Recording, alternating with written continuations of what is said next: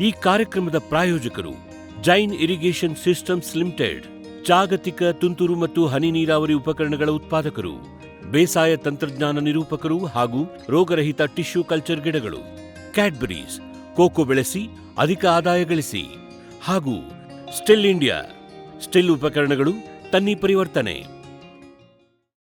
ವೀಕ್ಷಕರೇ ನಮಸ್ಕಾರ. ಇವತ್ತಿನ ಕೃಷಿ ಋಷಿಯ ಅಂಗಳದಲ್ಲಿನ ಕಾರ್ಯಕ್ರಮಕ್ಕೆ ತಮಗೆ ಸ್ವಾಗತ. ಇವತ್ತು ನಾವು ಒಂದು 4 ಎಕರೆ ನಾವು ತೋಟಕ್ಕೆ ಬಂದಿದ್ವಿ. ಇಲ್ಲಿ ನಮಗೆ ಏನು ಕಂಡ್ತಂದರೆ ಇಲ್ಲಿ ಸೋಲಾರ್ ಪಂಪ್ ಸೆಟ್ ಇತ್ತು, ಶಿವೊಂಡ ಇತ್ತು, ಆಮೇಲೆ ಕಾಲುವೆ ಮಾಡ್ಕೊಂಡಿದ್ರು. ಏನಪ್ಪ ಇಂಥ ಬಿಸಿಲು ನಾಡಲ್ಲಿ ಇವೆಲ್ಲ ಮಾಡ್ಕೊಂಡಿದ್ದಾರಲ್ಲ ಅಂತ ನಮಗೂ ಕ್ಯೂರಿಯಾಸಿಟಿ ಬಂತು. ಹಾಗಾಗಿ ಈ ತೋಟದ ಮಾಲೀಕರನ್ನು ಫಸ್ಟ್ ಭೇಟಿಯಾಗಿದ್ದು ಏನಪ್ಪ ಅಂತ ಕೇಳೋಕ್ಕಂತ ಹೋದಾಗ ಅವ್ರ ಮೇಲ್ನೋಟಕ್ಕೆ ಹೇಳ್ತಾಯಿದ್ರು, ಇಲ್ಲ ಇದು ಒಂದು ಮಾಡೆಲ್ ಇದೆ, ಒಂದು ಸಮಗ್ರ ಕೃಷಿ ಪದ್ಧತಿ, ಅದನ್ನು ಟೆಕ್ನಿಕಲ್ಲಾಗಿ ಸೆಮಿ ಎರಿಡ್ ಕ್ರಾಪ್ ಮ್ಯಾನೇಜ್ಮೆಂಟ್ ಅಂತ ಕರಿತೀವಿ ನಾವು. ಅದು ಒಂದು ಮಾಡೆಲ್ ಇದೆ, ಒಂದು ಬೆಳೆ ಪದ್ಧತಿ, ಒಂದು ಸಮಗ್ರ ಕೃಷಿ ಬೆಳೆ ಪದ್ಧತಿಯನ್ನು ಯಾವ ರೀತಿ ಮಾಡ್ಬೋದು, ವರ್ಷ ಪೂರ್ತಿ ಯಾವ ರೀತಿ ನಾವು ಬೆಳೆಗಳನ್ನು ತೆಗೆದುಕೊಳ್ಬೋದು ಅಂತ ಒಂದು ಮಾಡೆಲ್ ಇದೆ ಅಂತ ಹೇಳ್ತಾಯಿದ್ರು.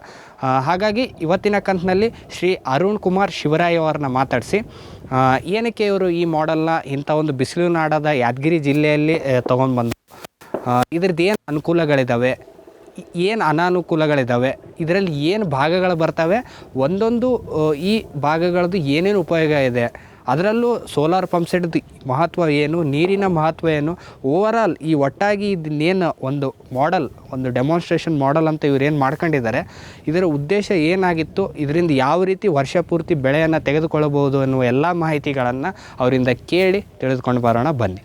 ಸರ್ ನಮಸ್ಕಾರ. ನಮಸ್ಕಾರ ಸರ್, ನಮ್ಮ ಫಾರಂ ಟಿವಿಯ ಕೃಷಿ ಋಷಿಯ ಅಂಗಳದಲ್ಲಿನ ಕಾರ್ಯಕ್ರಮಕ್ಕೆ ತಮಗೆ ಸ್ವಾಗತ ಸರ್. ಸರ್, ನಾವು ನಿಮ್ಮ ತೋಟಕ್ಕೆ ಬಂದಿದ್ವಿ ಸರ್.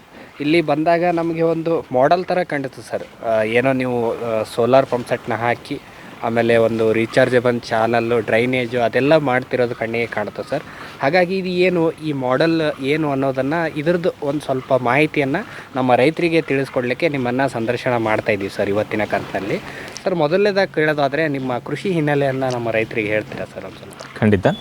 ಎಲ್ಲ ವೀಕ್ಷಕರಿಗೆ, ರೈತ ಬಾಂಧವರಿಗೆ ನಮಸ್ಕಾರಗಳು. ಕಳೆದ 15 ವರ್ಷದಿಂದ ನಾನು ಈ ಒಂದು ಅಭಿವೃದ್ಧಿ ಕ್ಷೇತ್ರದಲ್ಲಿ, ಅಂದರೆ ರೈತರ ಯೋಜನೆಗಳನ್ನು ತಳಮಟ್ಟದಲ್ಲಿ ಅನುಷ್ಠಾನಗೊಳಿಸುವಂಥ ಕೆಲಸನ ಹಲವಾರು ರಾಜ್ಯ ಮತ್ತು ರಾಷ್ಟ್ರ ಸರ್ಕಾರೇತರ ಸಂಸ್ಥೆಗಳೊಂದಿಗೆ ನಾನು ಮಾಡ್ತಾ ಇದ್ದೇನೆ.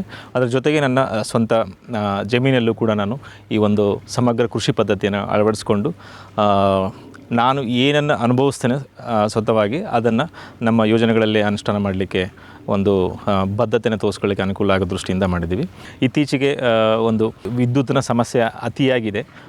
ಆ ವಿಚಾರವಾಗಿ ನೋಡಿದಾಗ ಈ ಒಂದು ಭಾಗದಲ್ಲಿ, ಮುಖ್ಯವಾಗಿ ಕರ್ನಾಟಕದ ಉತ್ತರ ಕರ್ನಾಟಕ ಭಾಗದಲ್ಲಿ ನಮಗೆ ನಿವ್ವಳವಾಗಿ ಸೂರ್ಯನ ಶಾಖ ಏನಿದೆ ಸಿಗೋದ್ರಿಂದ, ಕರೆಂಟ್ ಕೊಟ್ಟರು 4 ತಾಸು ಕೊಟ್ಟರು ಇಲ್ಲ ರಾತ್ರಿ ಕೊಟ್ಟರು, ಯಾವಾಗ ಬೇಕಾವಾಗ ರೈತರು ಎದ್ದು ನೋಡೋವಂಥದ್ದು ತುಂಬ ಕರೆಕ್ಟ್, ಸರಿಯಾದಂಥ ವಿಷಯ ನೀವು ಎತ್ತಿದ್ದೀರ.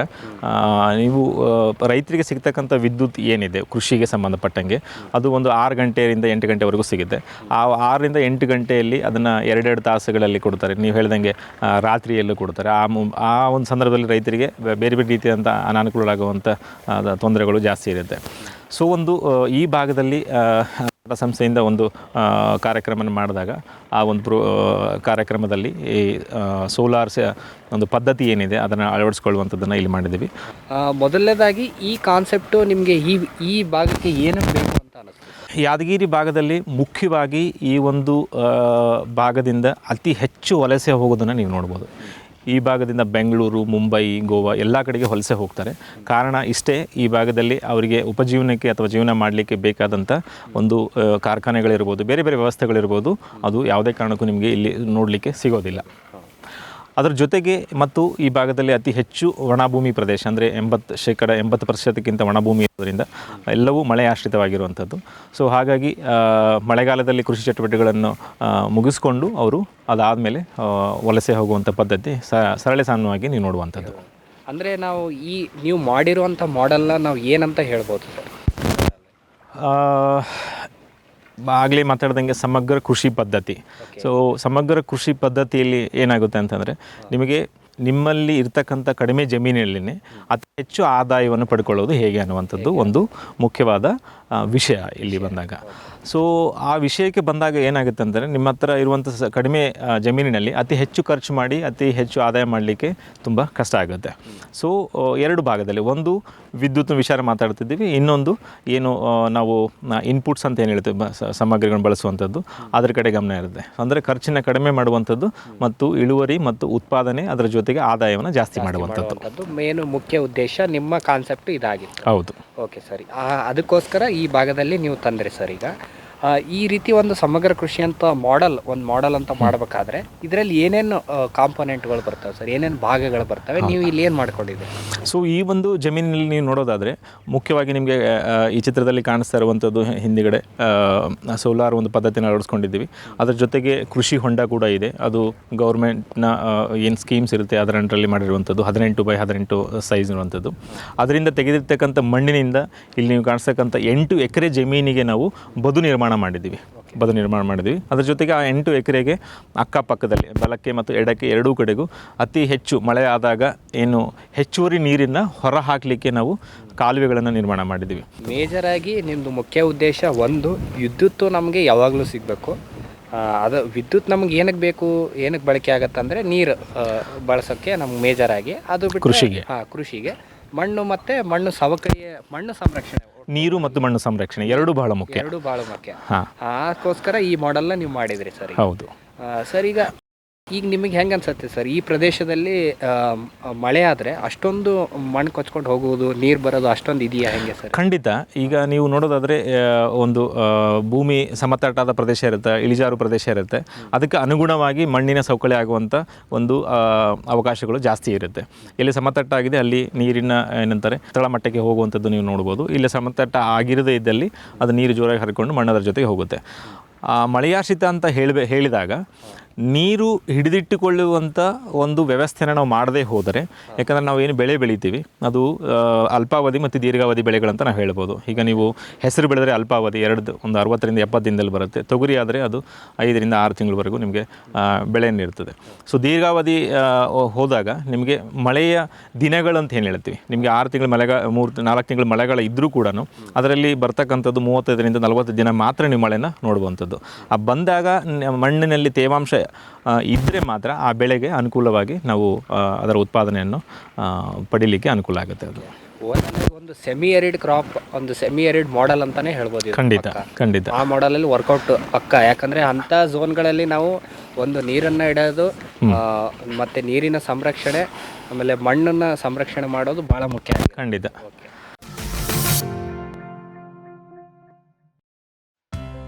ಮೇಘಾ ಅಗ್ರೋಟೆಕ್, ನೀರುಳಿತಾಯದ ಜಾಣ ಮಾರ್ಗ. ವಿದ್ಯುತ್ ಕಣ್ಣಾಮುಚ್ಚಾಲೆಗೆ ಪರಿಹಾರ ಮೇಘಾ ಸೋಲಾರ್ ಪಂಪ್ ಸೆಟ್. ನಿಖರ ಹನಿ ನೀರಾವರಿಗೆ Megha drip, sprinkler, rain gun. Drip irrigation ಮತ್ತು ಫರ್ಟಿಗೇಷನ್ ಆಟೋಮೇಷನ್ಗೆ ಡ್ರಿಪ್ ಸ್ಮಾರ್ಟ್. 30 ವರ್ಷಗಳ ನಿರಂತರ ಸೇವೆ, ಲಕ್ಷಾಂತರ ಸಂತೃಪ್ತ ಗ್ರಾಹಕರು. ಮೇಘಾ ಅಗ್ರೋಟೆಕ್. ವಿಶ್ವದಾದ್ಯಂತ ಪೇಟೆಂಟ್ ಪಡೆದ ನ್ಯಾನೋ ತಂತ್ರಜ್ಞಾನದಲ್ಲಿ ತಯಾರಾದ ನೂವಾಲ್ಗಿ ದ್ರಾವಣ. ನೂವಾಲ್ಗಿ ಉಪಯೋಗಿಸಿದ ಮೇಲೆ ತುಂಬಾ ಇಳುವರಿನೂ ಬಂದಿದೆ. ಕಾಳು ಮೆಣಸಿಗಂತೂ ಬಹಳ ಚೆನ್ನಾಗಿ ಬರುತ್ತೆ. ರೇಷ್ಮೆ ಎಲೆನೂ ಚೆನ್ನಾಗಿ ಬರ್ತದೆ. ಗಿಡಗಳು ತುಂಬಾ ಚೆನ್ನಾಗಿ ಬೆಳವಣಿಗೆ ಆಯಿತು. ಯಾವುದೇ ರಾಸಾಯನಿಕ ಅಥವಾ ವಿಶೇಷ ಗೊಬ್ಬರಗಳ ಗೊಡವೆ ಇಲ್ಲದೆ ಎಲ್ಲ ಬೆಳೆಗಳಲ್ಲಿ ಉತ್ತಮ ಗುಣಮಟ್ಟದ ಅಧಿಕ ಫಸಲನ್ನು ಪಡೆಯಿರಿ. ಯಾವಾಗಲೂ ನನ್ನ ಇರೋವರೆಗೂ ನೂವಾಲ್ಗಿ ಅಂತೂ ಬಿಟ್ಟು ಬಾಳಲ್ಲ ಅಂತ ಒಂದು ಭರವಸೆ ಕೊಡ್ತೀನಿ.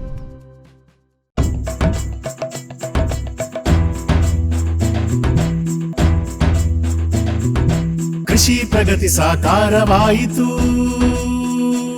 ಸ್ಟಿಲ್ ತಂತ್ರಜ್ಞಾನದಿ ಸಾಧ್ಯವಾಯಿತು. ಬದಲಾವಣೆಗೆ ಕಾಲ ಕೂಡಿ ಬಂತು.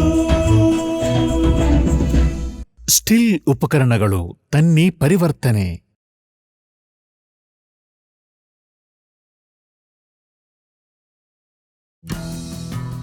ಜೈನ್ಸ್ ಜಗತ್ತಿನ ಅತಿದೊಡ್ಡ ಅಂಗಾಂಶ ಕೃಷಿ ಪ್ರಯೋಗಾಲಯ ಹಾಗೂ ಟಿಸಿ ಗಿಡಗಳ ಉತ್ಪಾದಕರು.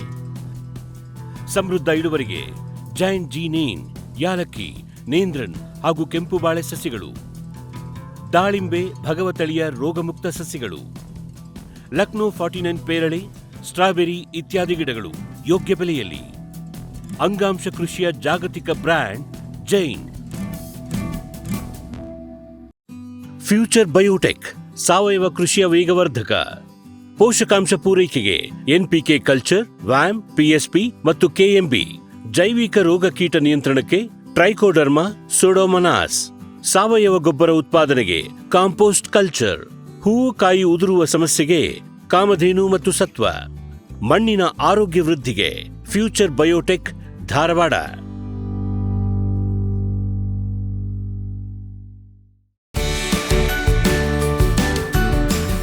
ಎಲ್ಸಾಲ್ ತಂದಿದೆ ಜಾಗತಿಕ ಗುಣಮಟ್ಟದ ನಿಖರ ನೀರಾವರಿ ಮತ್ತು ಫರ್ಟಿಗೇಷನ್ ಆಟೋಮೇಷನ್ ತಂತ್ರಜ್ಞಾನ.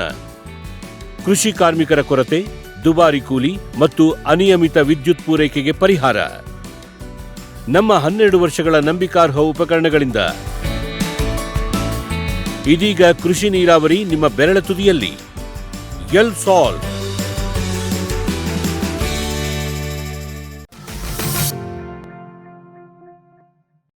ಸರ್, ಈಗ ಇಂಡಿವಿಜುವಲ್ ಕಾಂಪೋನೆಂಟ್, ಒಂದೊಂದು ಕಾಂಪೋನೆಂಟ್ ಬಗ್ಗೆ ಹೇಳಿ ಸರ್. ಈಗ ನೀವೊಂದು ಏನು ಮಾಡೆಲ್ ಮಾಡ್ಕೊಂಡು ಪದ್ಧತಿಗಳು ಏನಿದೆ, ಪದ್ಧತಿಗಳದ್ದು ಅದರದ್ದು ಒಂದೊಂದು ಭಾಗವಾಗಿ ನೀವು ಹೇಳ್ತಾ ಹೋಗಿ. ಖಂಡಿತ.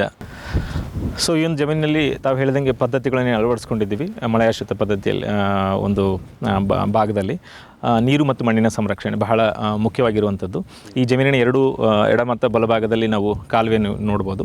ಅಂದರೆ ಅತಿ ಹೆಚ್ಚು ಮಳೆಯಾದಾಗ ಆ ನೀರನ್ನು ಹೊರ ಹಾಕಲಿಕ್ಕೆ, ಅದರಿಂದ ಬೆಳೆ ಏನು ಇರುತ್ತೆ ಜಮೀನಿನಲ್ಲಿ ಅದು ಹಾಳಾಗೋದಿಲ್ಲ.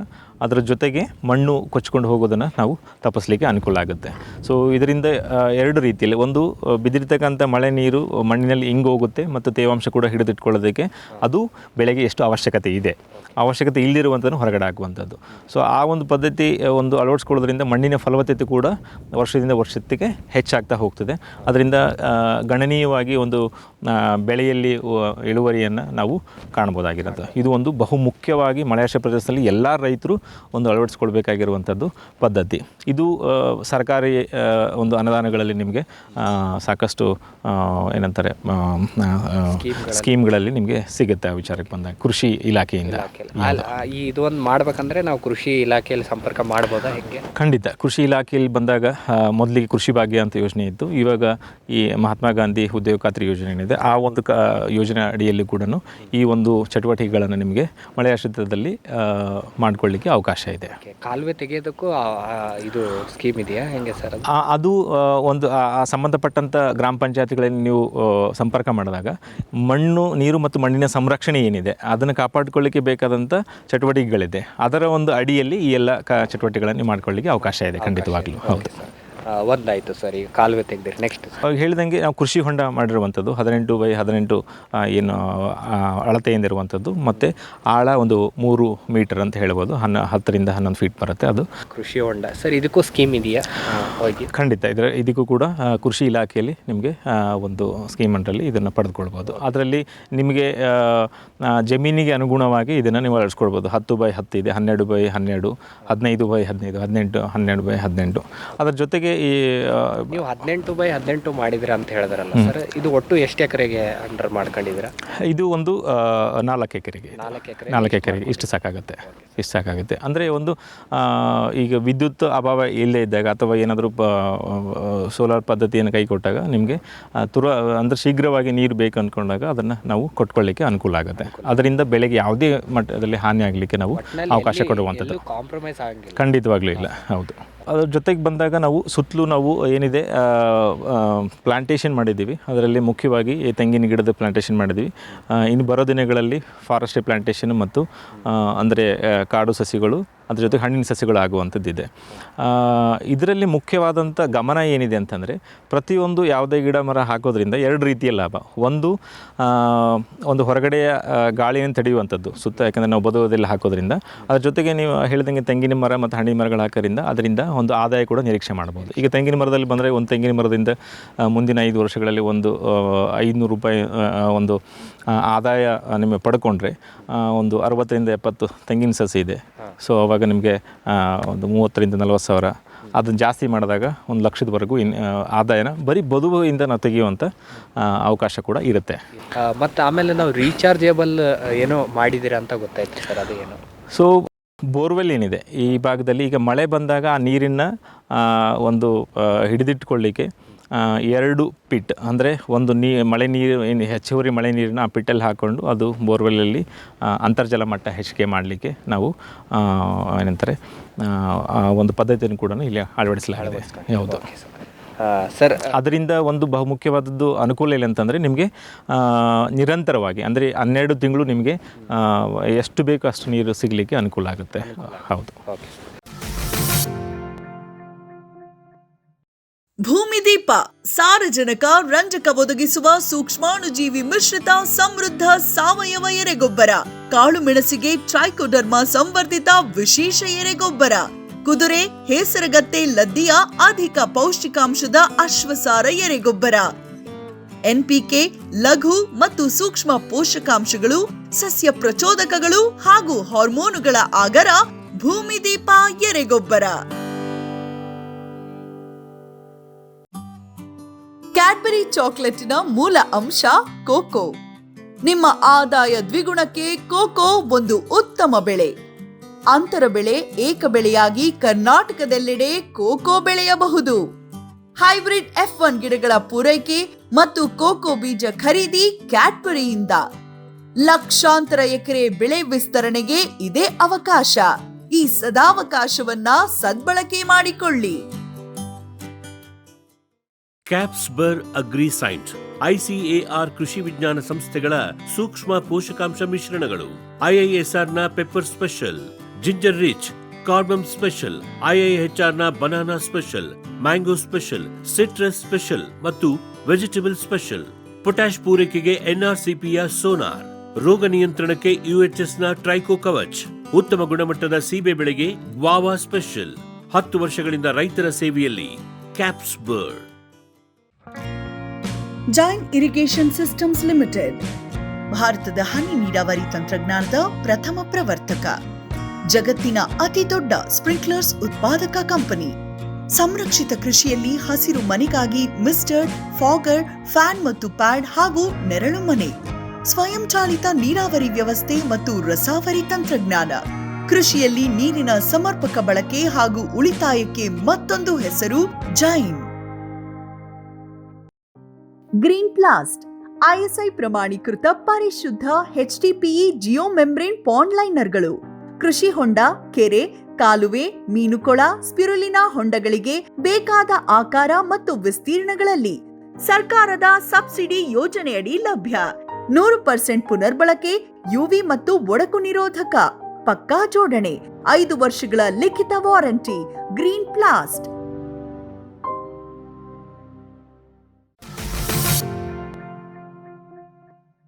ಸರ್, ಕೊನೆಯದಾಗಿ ಇನ್ನೊಂದು ಕಾಂಪೊನೆಂಟ್ ಅಂದರೆ ಮುಖ್ಯವಾಗಿ ಸೋಲಾರ್ ಪಂಪ್ ಸೆಟ್ ಇದೆ ಸರ್. ಇಲ್ಲಿ ನಾವು ನೋಡ್ತಿರಂಗೆ ಇದು ಎಷ್ಟು ಪ್ಯಾನಲ್ ಇದೆ sir solar pump set? So ಈಗ ನೀವು ಇಲ್ಲಿ ನೋಡ್ತಾ ಇದ್ದೀರಿ 8 ಮತ್ತು 7 ಟೋಟಲ್ 15 ಪ್ಯಾನಲ್ಸ್ ಇದೆ. ಸೊ ಇದು ಒಂದು 4,000ದಿಂದ 4,500 ವ್ಯಾಟ್ವರೆಗೂ ಒಂದು ವಿದ್ಯುತ್ ಉತ್ಪಾದನೆಯನ್ನು ಮಾಡುತ್ತೆ. ಇದು ನೇರವಾಗಿರ್ತಕ್ಕಂಥದ್ದು ಡೈರೆಕ್ಟ್ ಕರೆಂಟನ್ನು ಉತ್ಪಾದನೆ ಮಾಡುವಂಥದ್ದು. ಯಾವುದೇ ಶೇಖರಣೆ ಮಾಡಲಿಕ್ಕೆ ಸಾಧ್ಯ ಇಲ್ಲ. ನೀವು ಅದನ್ನು ಆನ್ ಮಾಡಿದ ಕೆಲವೇ ಒಂದು 30 ಸೆಕೆಂಡಲ್ಲಿ ನೀವು ನೀರನ್ನು ಪಂಪ್ ಮಾಡ್ತಕ್ಕಂಥ ಕೆಪಾಸಿಟಿ ಇದೆ. ಇದು 5 HP ಪಂಪ್ ಆಗಿದೆ. ಸೊ ಇದು ಪಿಸ್ಟನ್ ಪಂಪ್ ಆಗಿದೆ ಮತ್ತು ಈ ಪಿಸ್ಟನ್ ಪಂಪಲ್ಲಿ ಕೆಳಗಡೆ ಸಿಮ್ ಇರುತ್ತೆ. ಯಾಕಂದರೆ ಈ ಒಂದು ಪದ್ಧತಿ ಏನಿದೆ ಇದನ್ನು ಒಂದು ಮಾದರಿ ಅಂತ ಬಳಸಿದ್ದು, ಒಂದು 80-20 ಒಂದು ಆರ್ಥಿಕ ನೆರವಿನ ಪ್ರಕಾರ. ಯಾಕಂದರೆ ಪಿಸ್ಟನ್ ಪಂಪನ್ನು ಮೊದಲನೇ ಸಲ ಅಳವಡಿಸಿದ್ದು ಅದನ್ನು ಟೆಸ್ಟ್ ಮಾಡಬೇಕಂತ ಹೇಳ್ಬಿಟ್ಟು. ಅದರಲ್ಲಿ ಬೇರೆ ಬೇರೆ ರೀತಿಯ ತಾಂತ್ರಿಕ ದೋಷಗಳು ಬರುವಂಥದ್ದು. ಯಾಕಂದರೆ ಇದು ಮಾಡದೆ ಇನ್ನೂ 100 ಜನ ರೈತರಿಗೆ ಮಾಡೋದಕ್ಕಿಂತ ಮುಂಚೆ ಇದನ್ನು ಮಾಡಿ ಇಲ್ಲಿ ಏನೇನು ತೊಂದರೆಗಳು ಬರುತ್ತೆ ಆ ತೊಂದರೆಗಳು ಬೇರೆ ರೈತರಲ್ಲಿ ಕಾರ್ಯಕ್ರಮದಲ್ಲಿ ಆಗದೇ ಇರೋದನ್ನು ನೋಡ್ಕೊಳ್ಳೋಕ್ಕೆ ಮಾಡಿರುವಂಥದ್ದನ್ನು ಹೇಳ್ಬೋದು. ಸೊ ಆ ಒಂದು ಪಿಸ್ಟನ್ ಪಂಪಲ್ಲಿ ಏನು ಪಂಪ್ ಅಂದರೆ ಏನು ಸರ್? ಇಂಜಿನ್ ಥರ ಹೊಡೆದು ನೀರು ಆಗ್ತದ? ಇಲ್ಲ, ಅದು ಅದರಲ್ಲಿ ಒಂದು ಸ್ವಲ್ಪ ಏನಂತಾರೆ ಶೇಕ್ ಆಗುವಂಥದ್ದು ಇರುತ್ತೆ ಪಂಪಲ್ಲಿ ಬಂದಾಗ. ನೀವು ನಾರ್ಮಲ್ ಪಂಪಲ್ಲಿ ಬಂದಾಗ ಅಲ್ಲಿ ಏನು ಶೇಕ್ ನೀವು ನೋಡೋದಿಲ್ಲ. ಪಿಸ್ಟನ್ ಪಂಪಲ್ಲಿ ಅದೊಂದು ಶೇಕ್ ಆಗುವಂಥ ಒಂದು ಲಕ್ಷಣ ಕಾಣಿಸುತ್ತೆ ನಿಮಗೆ. ಸೊ ಅದ್ರ ಕೆಳಗಡೆ ಸಿಮ್ ಅಳವಡಿಕೆ ಕೂಡ ಇದೆ. ಅದರಿಂದ ನೀವು ಎಷ್ಟು ನೀರಿನ ಪಂಪ್ ಮಾಡ್ತೀರಾ ಮೇಲ್ಗಡೆ, ಎಷ್ಟು ಲೀಟರ್ ಪಂಪ್ ಮಾಡ್ತೀರಾ ಅದೆಲ್ಲ ಕೂಡ ಸಾಫ್ಟ್ವೇರಲ್ಲಿ ಕ್ಯಾಪ್ಚರ್ ಆಗುತ್ತೆ. ಅದು ಮೈಸೂರಲ್ಲಿದೆ, ಇಲ್ಲಿಂದ ಅಲ್ಲಿವರೆಗೂ ಕನೆಕ್ಷನ್ ಇರ್ತೈತೆ. ಅದು ಕೂಡ ನಾವು ಅಂದರೆ ಎಷ್ಟು ನೀರನ್ನು ಬಳಸಿದ್ದೀವಿ, ಯಾಕಂದರೆ ನೀರಿದೆ ಅಂತ ಬಳಸೋದಲ್ಲ, ಅಂತರ್ಜಲ ಮಟ್ಟನ ಕಾಪಾಡ್ಕೊಳ್ಳೋದು ದೃಷ್ಟಿ ಕೂಡ ಅದರಲ್ಲಿದೆ. ಮತ್ತು ಅದರಲ್ಲೂ ಕೂಡ ಇದು 5 HP ಇರತಕ್ಕಂಥದ್ದನ್ನು 7.5 HP ಕೂಡ ಜಾಸ್ತಿ ಮಾಡ್ಕೊಳ್ಳೋಕ್ಕೂ ಕೂಡ ಅವಕಾಶ ಇದೆ. ಇದು ಒಂದು ನಮಗೆ ಅಡಿ ಮೇಲೆ ಡಿಫ್ರೆನ್ಸ್ ಆಗುತ್ತಾ ಸರ್? ಈಗ ನಾವು ಎಷ್ಟು ಆಳದಲ್ಲಿ ಬೋರ್ವೆಲ್ ಇದೆ ಅಂತ ಇದರಲ್ಲಿ ಬಂದಾಗ ನಾವು ಈ ಬೋರ್ವೆಲ್ ಕೊರೆಸಿದ್ದು 200 ಮೀಟರ್ವರೆಗೂ, ಬಟ್ ಪಂಪನ್ನು ಬಿಟ್ಟಿದ್ದು 110 ಫೀಟಲ್ಲಿ. ಅದು ನಾವು ಬೋರ್ವೆಲ್ ಕೊರೆಸಿದಾಗ 40 ಅಡಿಗೆ ನಮಗೆ ನೀರು ಸಿಕ್ಕಿದ್ದು ಈ ಒಂದು ಭಾಗದಲ್ಲಿ. ಯಾಕಂದರೆ ಈ ಭಾಗದಲ್ಲಿ ಎಲ್ಲೂ ಕೂಡ ಬೋರ್ವೆಲ್ಸ್ ಇರೋದರಿಂದ ಅಂತರ್ಜಲ ಮಟ್ಟ ತುಂಬ ಚೆನ್ನಾಗಿದೆ. ಬಟ್ ಹಾಗಂತ ನಾವು ಅದನ್ನು ನೀರಿನ ಬಳಕೆ ಏನಿದೆ ಸ್ಪ್ರಿಂಕ್ಲರ್ ಮತ್ತು ಡ್ರಿಪ್ ಇರಿಗೇಷನ್ ಮುಖಾಂತರ ಅದನ್ನು ಸದುಪಯೋಗಪಡಿಸ್ಕೊಳ್ಳುವಂಥ ಪದ್ಧತಿನ ಅಳವಡಿಸ್ಕೊಳ್ಳಿಕ್ಕೆ ನಾವು ಮುಂದಾಗಿದ್ದೀವಿ ಇಲ್ಲಿ. ಓಕೆ ಸರ್, ಇಷ್ಟೊತ್ತು ಒಂದು ಕಾಂಪೋನೆಂಟ್ ಮಾಡೆಲ್ ಆಗಿ ಇಷ್ಟೆಲ್ಲ ಮಾಡಿದಿರಿ, ಅದರದ್ದು ಅನುಕೂಲಗಳು ಎಲ್ಲ ಹೇಳಿದ್ರಿ. ಇದು ಈಗ ಬೇರೆ ರೈತರು ಅಳವಡಿಸ್ಕೊಂಡಿದ್ದಾರ, ಹೇಗೆ ಇದು ಒಂದು ನಿಮ್ಮ ರಿಸ್ಕ್ ರಿವಾರ್ಡಾಗಿ ಕನ್ವರ್ಟ್ ಆಗಿದೆ, ಹೇಗೆ ಇದು?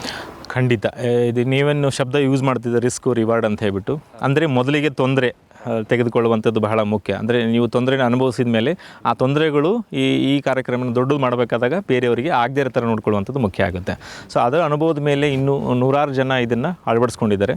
ಅದರಲ್ಲಿ 50 ಭಾಗದಷ್ಟು, ಅಂದರೆ 50 ಭಾಗ ಕಾರ್ಯಕ್ರಮದಿಂದ ಆರ್ಥಿಕ ನೆರವು, 50 ಭಾಗ ಬ್ಯಾಂಕಿನಿಂದ ನೆರವಿನ ಪ್ರಕಾರ ಒಂದು 100 ಜನ ಇದನ್ನು ಈ ಒಂದು ಯಾದಗಿರಿ ತಾಲೂಕಿನಲ್ಲಿ ಒಂದೇ ಭಾಗದಲ್ಲಿ ಅಳವಡಿಸ್ಕೊಳ್ಳುವಂಥ ಒಂದು ಮಹತ್ತರವಾದ ಯೋಜನೆ. ಇದನ್ನು ಕಳೆದ ಒಂದು 2-3 ವರ್ಷದಲ್ಲಿ ಮಾಡಿರುವಂಥದ್ದು. ಸರ್, ಈಗ ಇಷ್ಟೊತ್ತು ಏನು ಕಾಂಪೋನೆಂಟು ಅದೆಲ್ಲ ಅಡ್ವಾಂಟೇಜಸ್ ಅಂದರೆ ಏನು ಅನುಕೂಲಗಳದು ಅಂತ ಹೇಳಿದ್ರಿ ಸರ್. ಸರ್, ಕೊನೆಯಲ್ಲಿ ಏನು ಇದ್ರದ್ದು ಅನಾನುಕೂಲ ಏನಿರ್ಬೋದು ಅಂತ?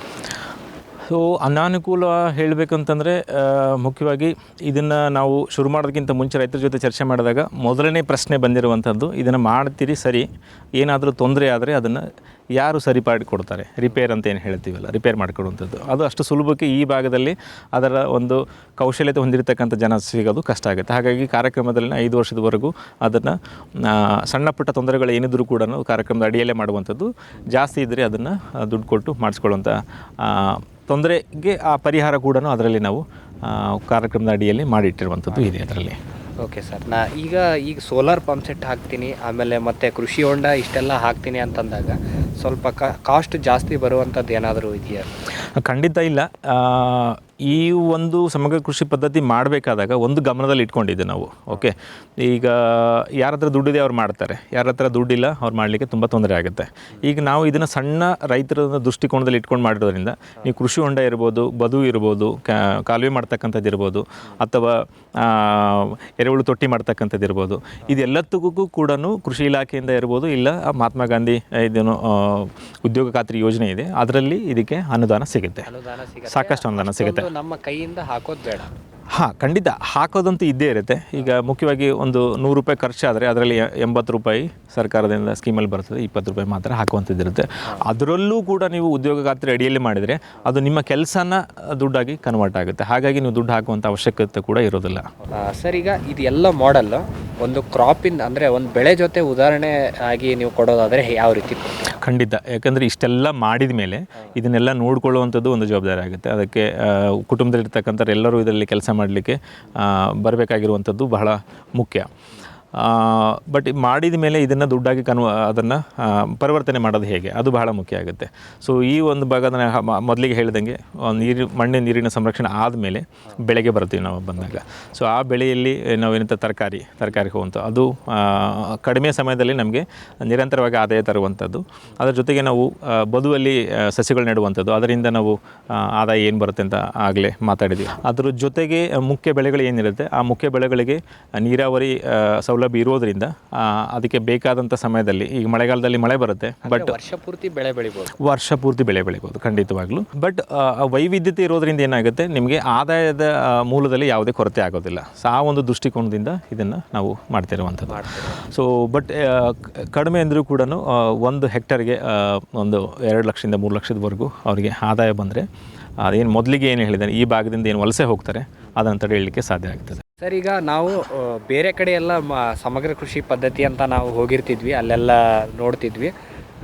ನಮಗಿಲ್ಲಿ ಕುಂತ್ಕೊಳ್ಳೋಕ್ಕೆ ಬೆಂಚ್ ಥರ ಕಂಡಿತು ಸರ್, ಎಲ್ಲ ಆಸನಗಳನ್ನೆಲ್ಲ ಮಾಡಿದ್ದಾರೆ ಕೂತ್ಕೊಳ್ಳೋಕ್ಕೆ. ಅದಕ್ಕೆ ಏನಾದರೂ ರೀಸನ್ ಇದೆಯಾ ಪರ್ಟಿಕ್ಯುಲರ್ ಆಗಿ? ಕಾರಣ ನೀವು ಇಲ್ಲಿ ಸಾಕಷ್ಟು ಬಾರಿ ಕೆಲಸ ಮಾಡಲಿಕ್ಕೆ ಅಂತ ಬರ್ತೀರಿ.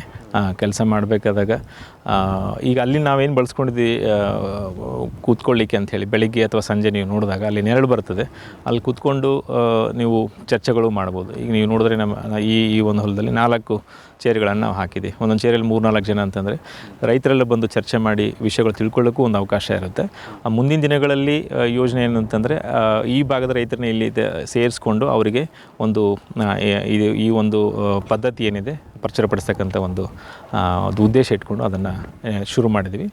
ಮುಂದೆ ಇನ್ನೂ ಬೇರೆ ಬೇರೆ ಯೋಜನೆಗಳನ್ನು ಹಾಕ್ಕೊಂಡಿದ್ದೀವಿ ಅದಕ್ಕೆ. ಸರ್, ನಮಗೆ ನೀವು ಇಷ್ಟೊತ್ತು ಒಂದು ಸಮಗ್ರ ಕೃಷಿ ಅಂದರೆ ಏನಿರಬೇಕು, ಸಮಗ್ರ ಕೃಷಿ ಅಂದರೆ ಬರೀ ಬೆಳೆಗಳನ್ನು ಮಿಕ್ಸಪ್ ಮಾಡೋದಲ್ಲ, ಅದ್ರ ಜೊತೆ ಕಾಲುವೆ ಆಗಲಿ, ಸೋಲಾರ್ ಪಂಪ್ಸೆಟ್ಗಳಾಗಲಿ, ಈ ರೀತಿ ಒಂದು ನೀರನ್ನು ಮಣ್ಣನ್ನು ಹಿಡಿದಿಟ್ಟುಕೊಂಡು ಅದನ್ನು ಸಂರಕ್ಷಣೆ ಮಾಡಿ ಅದನ್ನು ಸರಿಯಾದ ಕ್ರಮದಲ್ಲಿ ಮಾಡಿದ್ದೇ ಆದಲ್ಲಿ ರೈತ ಒಂದು ಯಶಸ್ವಿ ಒಂದು ಮಾರ್ಗವನ್ನು ಕಾಣ್ತಾನೆ ಅಂತ ಸಾಕಷ್ಟು ಮಾಹಿತಿಗಳನ್ನು ನಮ್ಮ ರೈತರಿಗೆ ನೀಡಿದ್ರಿ ಸರ್. ಹಾಗಾಗಿ ನಮ್ಮ ರೈತರ ವತಿಯಿಂದ ಹಾಗೂ ನಮ್ಮ ವಾಹಿನಿಯ ವತಿಯಿಂದ ತಮಗೆ ತುಂಬಿರುವುದು ಧನ್ಯವಾದ. ನಮಸ್ಕಾರ. ವೀಕ್ಷಕರೇ, ಇಷ್ಟೊತ್ತು ನಮಗೆ ಶ್ರೀ ಅರುಣ್ ಕುಮಾರ್ ಶಿವರಾಯ್ ಅವರು ಹೇಳ್ತಾಯಿದ್ರು ಯಾವ ರೀತಿ ನಾವು ಒಂದು ವರ್ಷ ಪೂರ್ತಿ ಬೆಳೆ ತೆಗಿಬೇಕಾದ್ರೆ, ಅದರಲ್ಲೂ ಮಳೆಯಾಶ್ರಿತ ಪ್ರದೇಶದಲ್ಲಿ ವರ್ಷ ಪೂರ್ತಿ ಬೆಳೆ ತೆಗಿಬೇಕಾದ್ರೆ ಈ ರೀತಿಯ ಒಂದು ಮಾಡೆಲ್ನ ನಾವು ಅಳವಡಿಸ್ಕೊಳ್ಬೇಕಾಗತ್ತೆ. ಅದಲ್ಲದೆ ನಮಗೆ ದುಡ್ಡಿನ ವ್ಯವಸ್ಥೆ ಅಂತ ಬಂದಾಗ 100ರಲ್ಲಿ 80% ಬರೀ ನಾವು ಸ್ಕೀಮಲ್ಲೇ ನಾವು ಇದನ್ನು ಎಲ್ಲ ಸರಿದೂಗಿಸ್ಬೋದು ಅನ್ನುವ ಎಲ್ಲ ಮಾಹಿತಿಗಳನ್ನು ನಮಗೆ ನೀಡಿದರು. ಹಾಗಾಗಿ ಇಷ್ಟೊತ್ತು ಮಾಹಿತಿ ಕೊಟ್ಟಿದ್ದಕ್ಕೆ ಅವರಿಗೆ ಧನ್ಯವಾದಗಳನ್ನು ತಿಳಿಸುತ್ತಾ, ಇವತ್ತಿನ ಕೃಷಿ ಋಷಿಯ ಅಂಗಳದಲ್ಲಿನ ಒಂದು ಕಾರ್ಯಕ್ರಮದಿಂದ ತಮಗೆ ಒಂದು ಉಪಯುಕ್ತ ಮಾಹಿತಿ ಕೂಡ ದೊರಕಿತು ಅಂತ ಭಾವಿಸ್ತಾ ಇವತ್ತಿನ ಕಾರ್ಯಕ್ರಮವನ್ನು ಮುಗಿಸ್ತಾ ಇದ್ದೀವಿ. ನಮಸ್ಕಾರಗಳು.